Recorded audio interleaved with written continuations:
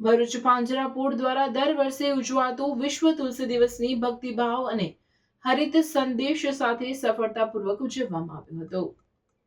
કાર્યક્રમ અંતર્ગત તુલસીના રોપાનું વિનામૂલ્યે વિતરણ કરવામાં આવ્યું હતું, જેમાં મોટી સંખ્યામાં નાગરિકોએ ઉત્સાહપૂર્વક ભાગ લીધો હતો. આ કાર્યક્રમમાં ગ્રીન ભરૂચના નિકુંજભાઈ ભટ્ટ તેમજ ચંપકભાઈ મિસ્ત્રીની ઉપસ્થિતિમાં તુલસી વિતરણ કરવામાં આવ્યું હતું. આ પ્રસંગે ચંપક મિસ્ત્રી દ્વારા વંદે માતરમનું સંપૂર્ણ પઠન ભક્તિભાવપૂર્વક કરવામાં આવ્યું. તેમજ શ્રીમદ ભગવદ્ ગીતાના 12મા અને 15મા અધ્યાયનું પાઠ વાંચન પણ યોજાયું હતું. આ અવસરે રોજબરોજ સિદ્ધનાથ નગર સોસાયટીમાંથી રોટલી એકત્ર કરી ગૌ માતાને પહોંચાડનાર ભૂદેવોનું સન્માન કરી ગૌ સેવા અને માનવ સેવાના કાર્યને બિરદાવવામાં આવ્યું હતું. કાર્યક્રમમાં ભરૂચ નગરપાલિકાના સભ્ય પ્રવીણભાઈ પટેલ, પ્રદેશ ભાજપ બક્ષીપંચ મોરચાના કોષાધ્યક્ષ અનિલભાઈ રાણા તેમજ રાજેશભાઈ ચૌહાણ સહિતના મહાનુભાવોએ હાજરી આપી તુલસી રોપાનું વિતરણ કર્યું હતું.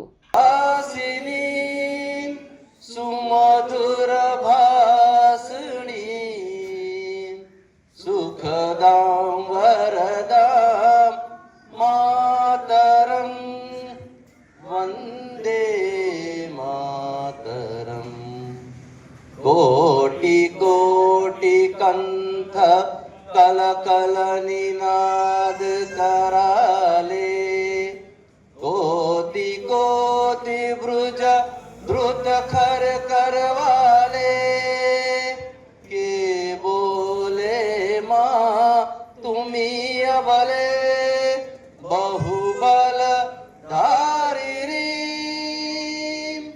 नमामि तारी री रिपुदल वारी री मातरम वंदे मातरम अधस्य मूल्यान्यनुसन्ततानि कर्मानुबन्धीनि मनुष्यलोके न रूपमस्येह तथोपलभ्यते नान्तो न चारी न च सम्प्रतिष्ठा सर्वत्र गमचिन्तयं च कूटस्थमचलं ध्रुवम् सन्नियम्येन्द्रियग्रामं सर्वत्र समबुद्धयः ते गुरु और गुरु पुत्रों ने चीर बलिदान भरकर दिया तत्व शाश्वत हिंदू जीवन का स्मरणीय मात्र रह जाएगा. इसकी पवित्र गंगा का जल नालों में बह जाएगा.